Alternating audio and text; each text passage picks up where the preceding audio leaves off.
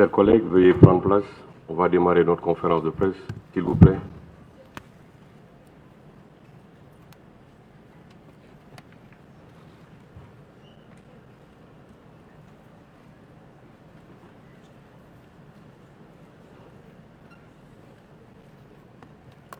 Bonjour, chers collègues. Bienvenue à cette conférence de presse du match 50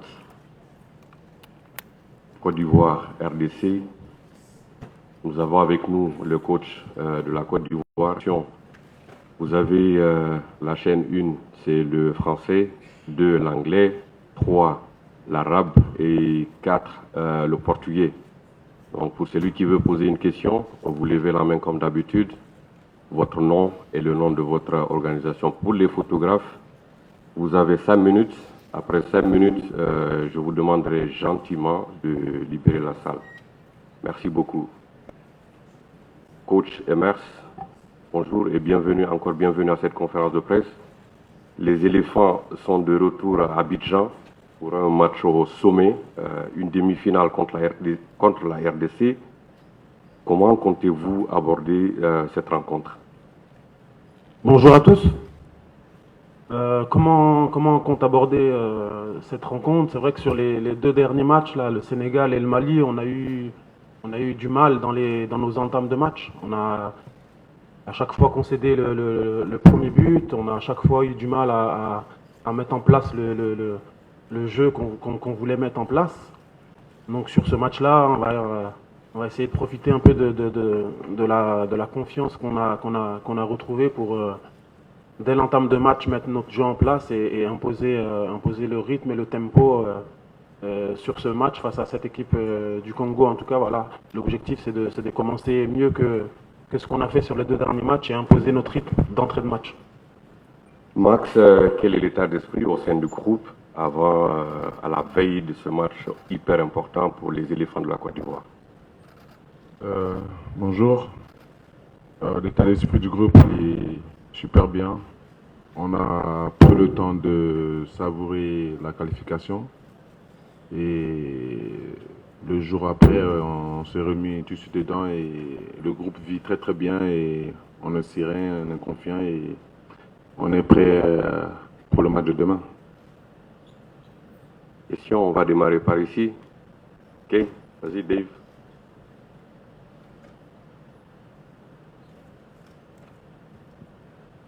Merci, c'est Junior Bompema de la radio-télévision nationale. Oui. Bonjour, Ed de ESPN. Une question pour tous les deux. Vous avez tous les deux fait partie de la... Une question par journaliste, s'il vous plaît. Ok, une question pour Max alors, mais si vous avez quelque chose à ajouter, vous pouvez. Ouais. Vous avez tous les deux fait partie de la génération d'or de la Côte d'Ivoire. Est-ce qu'on est, si vous allez jusqu'au bout, on est en train de voir la création de nouvelles génération d'or pendant ce tournoi qui peut faire oublier les générations précédentes? Merci. Pour toi? Oui. Moi? Non, c'est pour le joueur. Je pense que chaque génération vit son temps et c'est clair que la génération dorée dont vous parlez a écrit son histoire et nous sommes dans la continuité de cette même histoire. Et la génération actuelle aussi est aussi en train d'écrire son histoire. Donc je pense que voilà, c'est la même chose et c'est la même famille. Et je pense qu'il n'y a pas de différence. Et comme j'ai dit, c'est la même famille, la grande famille des éléphants. Certes, il y a des générations différentes, mais c'est la même histoire. Et je pense que c'est ce qu'il faut retenir. Ici, devant ici, en jaune.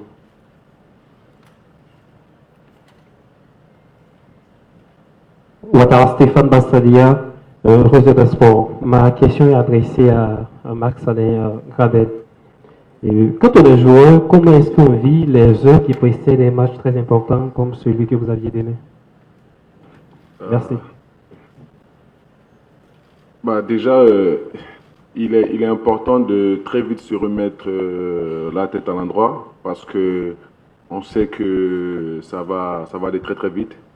Et il faut surtout pas se laisser aller dans la joie parce qu'après, les matchs, comme je dis, ça va s'enchaîner. Nous, on a pris le temps de savourer, comme je l'ai dit. Et le lendemain, tout de suite, on s'est reconcentré sur l'objectif premier qui était le match qui allait arriver contre la RDC.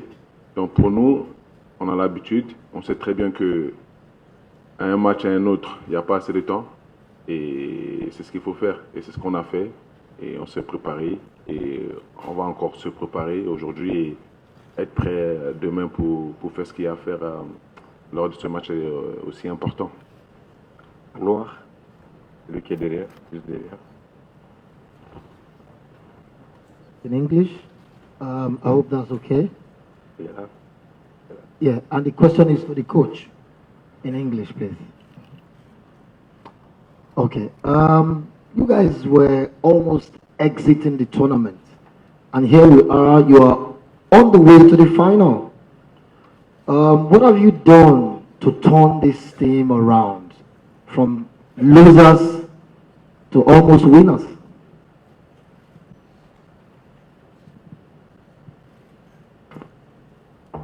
Comme je l'ai dit avant le match du Sénégal, pardon, on revenait de loin. On était presque éliminé de la compétition. On doit notre qualification à la victoire du Maroc sur la Zambie. Donc, dès la qualification obtenue, dès la qualification validée, on s'est de suite reconcentré sur le groupe. Il fallait redonner un peu de confiance au groupe parce qu'on venait de vivre des jours vraiment difficiles.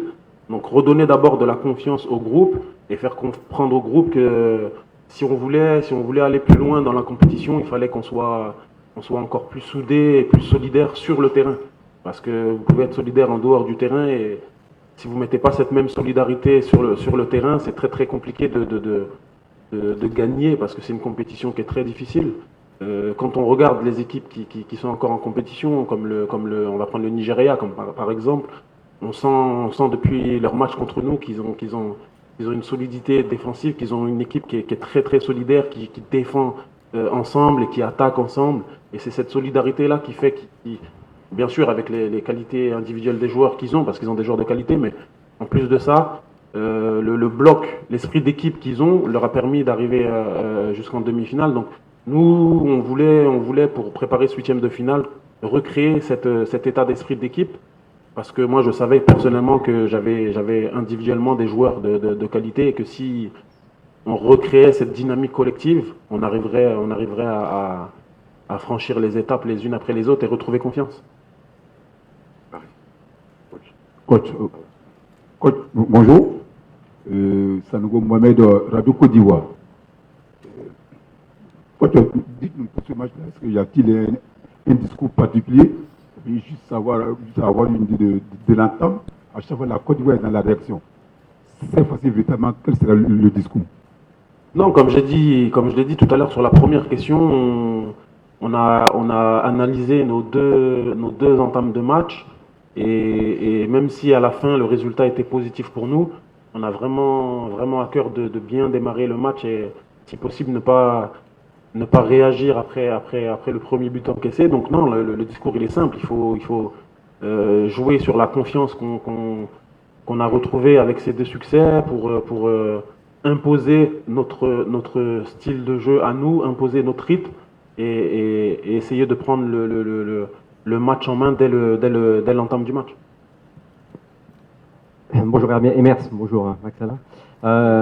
Hervé Penaud, joueur de l'équipe. Une question, tu parlais des matchs, des entames difficiles, mais en fait, il y a quelque chose qui fonctionne incroyablement, c'est ses remplacements. Alors, est-ce que tu as l'impression d'être touché par la grâce chaque fois que tu fais rentrer un joueur? La différence est faite.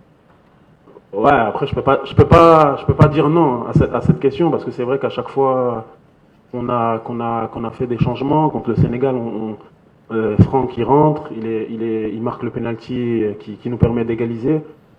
Après c'est Simon, il rentre, il égalise, c'est Omar qui rentre, qui marque le but de la victoire. Effectivement, quand c'est comme ça, les gens ont tendance à dire que le coach fait des coachings gagnants. Donc oui, après je sais que ça suivra pas sur tout le long de ma carrière, même sur tout le long de la compétition. Donc je pense que le plus important pour nous aujourd'hui, c'est d'éviter de se mettre dans des situations où on doit on doit faire appel justement à des ressources qui sont sur le banc, même si pour moi et pour le groupe, c'est important de savoir que j'ai pas seulement 11 joueurs qui démarrent et sur qui je dois m'appuyer, mais que j'ai 23 joueurs sur la feuille de match, plus les 4 qui sont en tribune, qui sont avec nous et qui nous soutiennent et qui nous poussent et qui veulent aussi apporter leur contribution pour le succès de l'équipe. Et vas-y. Yeah, I'm Sheku Sakot Toure from Sierra Leone, sport journalist. And coach. C'est en anglais. Il est derrière là. Yeah. Okay. Coach, the last game we saw the goal scorer scored the winning goal for Ivory Coast was sent off, Omar Jakite, and he's a special player in your team. So I would like to know, how will you cope without this player who gave you a victory against Mali? Please respond in English. In English, no. Non, oui, on a un groupe de 27 joueurs. Moi, depuis notre qualification, mon discours, c'est on est 27 joueurs, on est tous ensemble.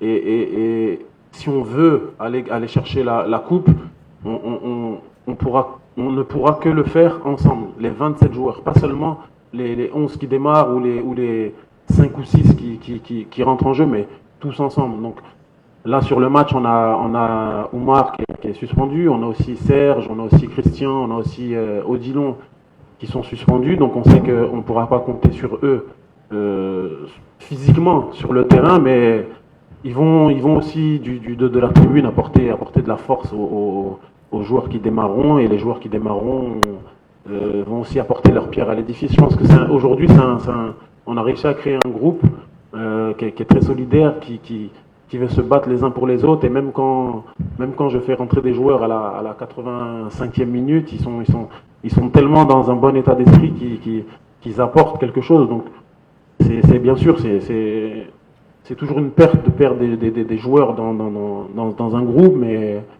les autres vont se battre et serrer les dents pour faire leur part de travail et essayer de nous qualifier pour la finale. Avant de continuer, je vais demander gentiment au photographe d'arrêter de prendre des photos à partir de l'instant. Merci beaucoup. La dame en casquette, derrière toi. C'est là de la 2STV.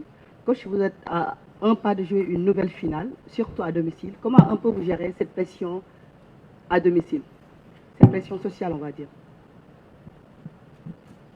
On va dire qu'il y avait plus de pression sur les 2 précédents matchs que sur le match de demain, même si c'est un match qui est plus important parce que c'est une demi-finale, c'est pour une place pour aller en finale. Donc oui, la pression elle y est, mais quand vous faites cette compétition, que vous arrivez dans les matchs à élimination directe, tous les matchs ont leur part de pression. Donc celle-ci, on va la gérer en se disant qu'on n'est pas loin de la finale et surtout de là où on vient.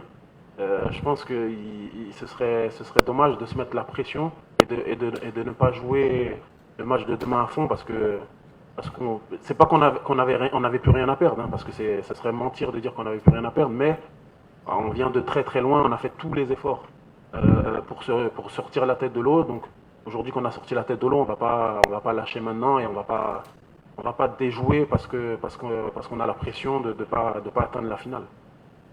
Oui, la chemise blanche. Coucou, Albert Mbaya, je presse pour la RTH, je suis journaliste congolais.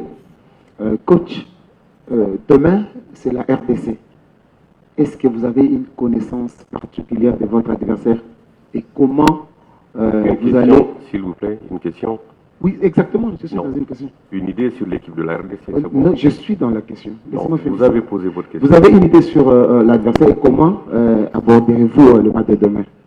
Bon, ce qui est bien, c'est que j'ai déjà répondu à la deuxième question. Donc, exactement. Et oui, il faut respecter les équipes de cette compétition, surtout si elle est en demi-finale, c'est pas par hasard. Donc, quand vous respectez votre adversaire, le minimum c'est de la suivre et de regarder ce qu'elle est capable de faire. Donc oui, je connais mon adversaire de demain et j'ai déjà une idée de comment préparer mes joueurs pour les affronter. Mais je vous le dirai pas. Juste là. Voilà, là, juste là.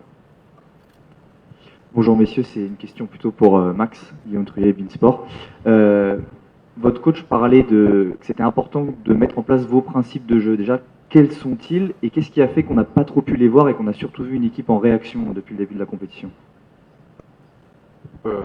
Déjà, il faut savoir que on est passé par beaucoup de moments incroyables. Il y a aussi eu changement de staff. Donc c'est clair qu'il fallait très vite se remettre la tête à l'endroit et tout de suite mettre aussi les idées que le coach avait, on devait aussi les mettre en place. Et il fallait aussi retrouver la motivation et tout ce qu'il fallait avec. Donc c'est clair qu'avec les principes du jeu du coach actuel, c'est des choses qui prennent souvent du temps. Mais vu qu'on est en plein calme, donc c'est des choses aussi que, avec l'expérience que le groupe a, on est obligé de faire abstraction de beaucoup de choses. Et comme je l'ai dit, ça va très très vite. Nous, ce qu'on essaie de faire, on essaie de mettre en place les idées du coach. Mais c'est clair qu'en étant déjà dans la compétition, c'est clair que voilà, les choses ne se passent pas comme prévu d'entrée. Mais il faut souligner qu'on a pu créer une force et caractère dans le groupe qui nous permet de pouvoir sortir pendant des situations difficiles qu'on croise pendant ces matchs-là. Mais je pense qu'avec la confiance qu'on a pu gagner lors des 2 précédents matchs, on espère pouvoir vraiment mettre les idées du coach qu'on a travaillé en place lors du prochain match. Vas-y. Coach, bonjour. Mustapha Kessous, Le Monde, par ici. Il est là. Oui. Je rebondis sur ce que vient de dire Max sur le côté motivation et détermination. Vous avez été miraculé, ressuscité. À quel point ça peut jouer sur le plan psychologique, sur l'adversaire, que de se dire on va jouer contre une équipe qui semble invincible et qui déjoue tous les pronostics? Bon, c'est difficile de le dire. En fait, les matchs ils se suivent, mais ils se ressemblent pas. C'est vrai que psychologiquement, revenir en étant à 10, plus d'une heure, en étant mené à un quart d'heure de la fin, psychologiquement pour nous, c'est vraiment une bouffée d'oxygène. Et pour l'adversaire, ça peut mettre un peu de doute en se disant, ben là, on va affronter une équipe qui s'est complètement transformée, qui s'est complètement transcendée, qui a pris la confiance. Mais quand on regarde le parcours du Congo, c'est aussi une équipe qui est en pleine confiance. Et eux, leur confiance, ils l'ont depuis le début de la compétition, donc ils l'ont fait grandir depuis bien plus longtemps que nous. Et c'est une équipe qui va venir aussi avec ses forces et ses certitudes. Je ne pense pas qu'à ce niveau de la compétition, le Congo va arriver en ayant des doutes et des craintes. Ils vont nous respecter, mais ils vont aussi faire confiance à leur forme du moment et à leur état psychologique. Patrick Guittet, je suis juste à votre vraiment extrême droite. Patrick Guittet de sportivoire.ci, consultant NCI. La question s'adresse autant à Max qu'à Imers. Alors, c'est vrai qu'on peut parler de technique, de tactique, du force de travail, du déplacement sur le terrain, mais est-ce qu'au-delà de tout ce que vous faites comme travail, dans le groupe, vous sentez une force autre que celle que vous voyez vous pousser jusqu'au bout? Merci.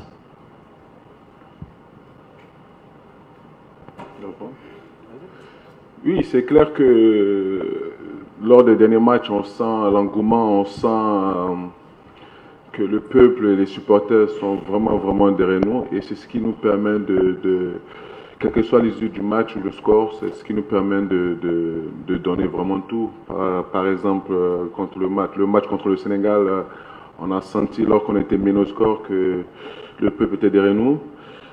Pareil, samedi contre le Mali, même en étant 10, on a senti vraiment le peuple nous pousser. Et quand tu vois ton peuple chanter l'hymne national pendant que vous êtes mené, vous êtes à 10, alors qu'il reste que quelques minutes à jouer, c'est quelque chose d'incroyable. Et vraiment, avec le support du public et les fans, on ne s'est pas senti à 10 sur le terrain. On avait l'impression d'être 15 contre 11. Et ça, c'est quelque chose de très, très important. Et je pense qu'il était important de le souligner. Autant quand c'est pas bon, on le dit. Et là, c'était magnifique. Et on espère que les supporters vont continuer sur cette lancée-là. Derrière, à noir.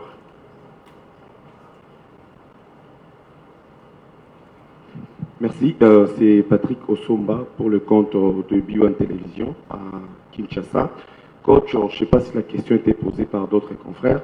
Vous serez obligé de composer, si pas de concocter votre 11 demain avec plusieurs absents. Est-ce qu'on peut dire que c'est une équipe de la Côte d'Ivoire diminuée qui va se présenter ce mercredi face à l'RDC?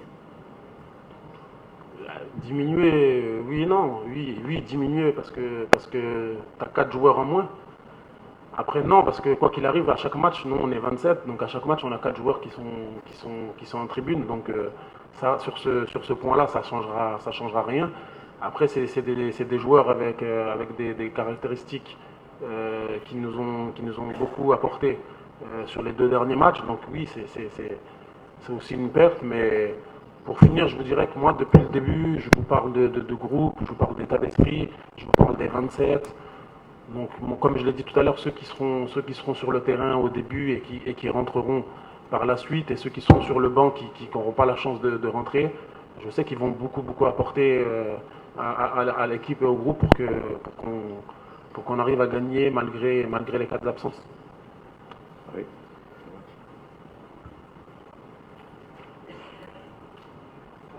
Allô? Oui, une question pour Max. Michel Togo, foot.cd, actualité.cd, Revue démocratique du Congo.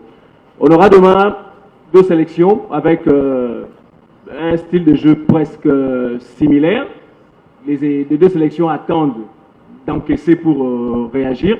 Selon vous, si la Côte d'Ivoire doit se qualifier demain, ça se basera sur quel niveau? Il faudra être fort à quel niveau? Physiquement, mentalement ou tactiquement? Déjà, je pense qu'il n'y a aucune équipe qui attend d'être menée avant de réagir. Mais je pense que pour gagner un match de CAN, il faut être prêt sur plusieurs points, que ce soit mentalement, physiquement ou tactiquement. Il faut être prêt sur tous les plans. Et nous, à notre niveau, comme j'ai dit, on avance tranquillement. On a eu un parcours incroyable. On est serein, on a confiance en nos qualités. Et pour le match de demain, ça va être un match très, très, très décisif. Parce que je pense que les 2 équipes ont à cœur de vouloir aller jusqu'au bout. Et voilà, mais comme j'ai dit, nous, on est confiants, on a confiance en nos qualités, on sait ce qu'on a à faire. Et on espère que demain, tout va bien se passer. Si on suit les consignes du coach, je ne vois pas de raison pourquoi est-ce que ça ne se passerait pas bien. Adam, ici.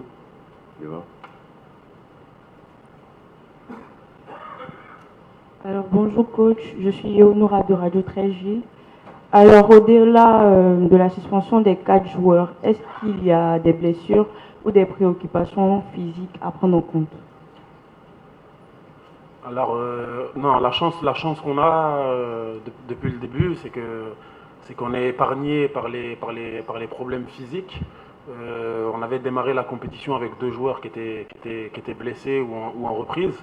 Aujourd'hui, on a la chance de pouvoir compter sur eux parce qu'ils ont récupéré de leurs problèmes physiques et ils sont aptes. Après, en termes d'aspect mental, le fait de gagner, comme on a gagné contre le Mali, vous connaissez l'histoire, nous a donné, je pense, un peu plus confiance encore en nous. Donc sur l'aspect psychologique, on sera bien aussi. Et après, il y aura toujours l'aspect physique que ça, c'est des aspects qu'on peut pas gérer. On verra demain comment on se sent physiquement, parce que c'est vrai qu'on a fait 2 fois 120 minutes.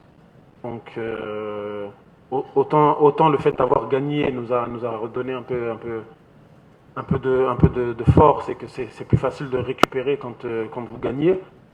Autant demain, physiquement, on verra si les 2 fois 120 minutes de jeu qu'on a fait en 5 jours nous porteront préjudice sur le match de demain. Mais bon, après on a un groupe de 27 joueurs, on essaye de faire tourner comme on peut en fonction du scénario du match, en fonction des caractéristiques aussi de l'adversaire. Donc demain on apportera quelques joueurs qui ont un peu plus de fraîcheur. Donc on espère que cette fraîcheur nous permettra d'aller au-delà du défi physique et nous permettra de gagner ce match.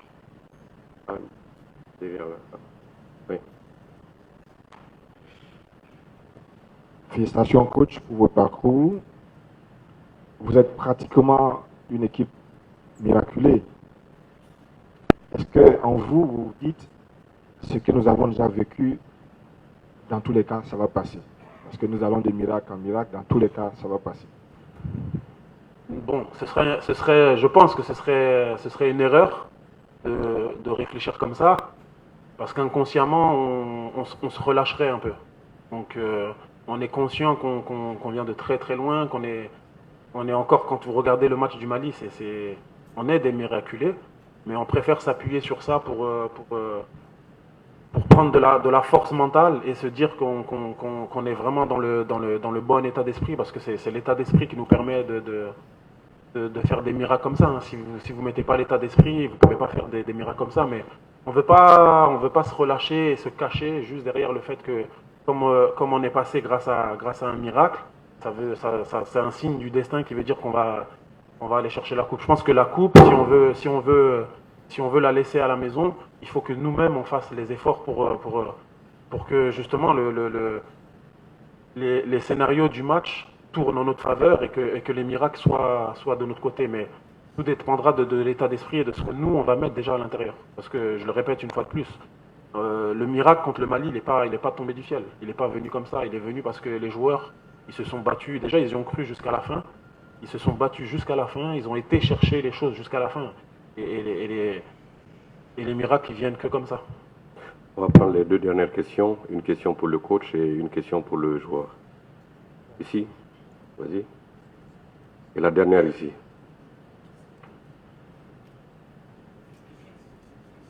Ici. Donne-lui. Non, lui. Et tu lui donnes pour la dernière question. Alors bonjour coach, bonjour Max, je suis Ange Quadio du quotidien L'Intelligent d'Abidjan. Ma question s'adresse à Max. Max, vous qui êtes un ancien de cette équipe, surtout de l'expédition de la CAN 2015, est-ce que vous sentez ce que vous avez vécu en 2015 cette année, aujourd'hui, ici à domicile? Oui, c'est clair que c'est 2 CAN très différentes. Mais il est clair que chaque CAN a son histoire. Et celle-là, elle est particulière, il faut le dire, parce que, d'abord, c'est chez nous. Et l'engouement et les scénarios qui se passent depuis le début de cette CAN-là, c'est vraiment différent. Et c'est une CAN très spéciale. Et c'est clair que, on dit souvent, l'appétit vient en mangeant. Et plus on avance dans la compétition, plus on se sent fort, on se sent costaud. Et on sent qu'il y a vraiment possibilité d'aller jusqu'au bout. Mais il est important aussi de